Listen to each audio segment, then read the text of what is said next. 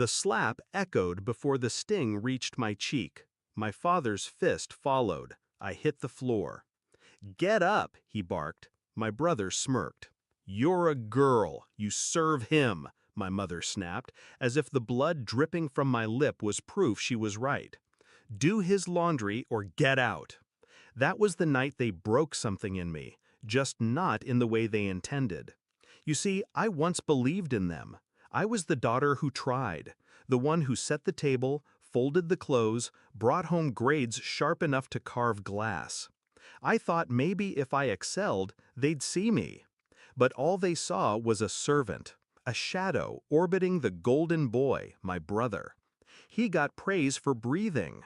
I got orders for existing. At first, I told myself it was culture, tradition, the way things had always been. But tradition doesn't explain bruises. Culture doesn't explain why my father's hand found my face instead of his heart. The final straw wasn't the beating. It was what I overheard after. My parents laughing in the kitchen. "She'll never leave. She has nowhere to go," Mom said. "She'll bend." "They always bend," Dad added. I didn't bend. I sharpened. I planned in silence.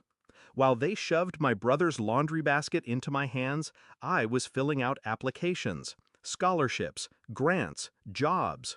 While they berated me for not pouring his tea fast enough, I was teaching myself the law, understanding emancipation, rights, loopholes.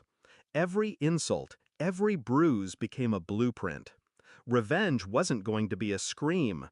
It was going to be a signature. I left one morning with nothing but a bag. They thought I'd crawl back. Instead, I signed the lease on a tiny apartment 2 cities away.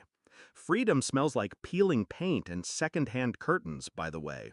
I cut contact, changed numbers, worked 3 jobs, studied at night, and built the kind of independence they swore I'd never have. The betrayal came when I heard from neighbors what my parents were telling people. "She's unstable. She begged to leave. We sacrificed everything for her. She owes us." My own blood rewriting me as a villain. That's when I stopped being their daughter. I became their reckoning. Step 1. I built my case. Years of texts, orders, recordings of screams through walls. Evidence of neglect. Evidence of abuse. Step 2, I aligned myself with lawyers who saw through the veil of family honor. Step 3, I waited for the perfect stage. It came at another family meeting. This time, not in our house, but in a lawyer's office. They walked in smug. My mother in gold bangles, my father in his stiff suit, my brother scrolling on his phone like royalty. I sat across, calm. My lawyer slid a folder onto the table.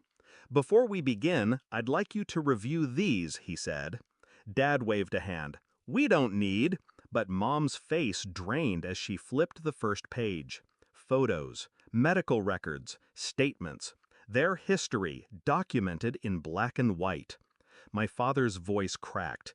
You planned this?" I leaned forward. "No, you planned this. Every bruise, every command, every time you reminded me I was less. I just wrote it down." Then came the knife twist. The lawyer slid another set of papers across. Court orders, restraining orders, financial penalties. I wasn't there as their child. I was there as their plaintiff. And the golden boy? My brother? He wasn't spared. Because the company internship they bragged about, I now owned the stake in the very firm through a scholarship deal. His position was revoked before his coffee cooled. The look on his face, that sudden flicker when a lifetime of entitlement evaporates, was worth more than millions. Dad pounded the table. "You'll regret this." I stood, adjusted my sleeve. "No, you will." The meeting ended not with shouting, but silence. The kind that suffocates.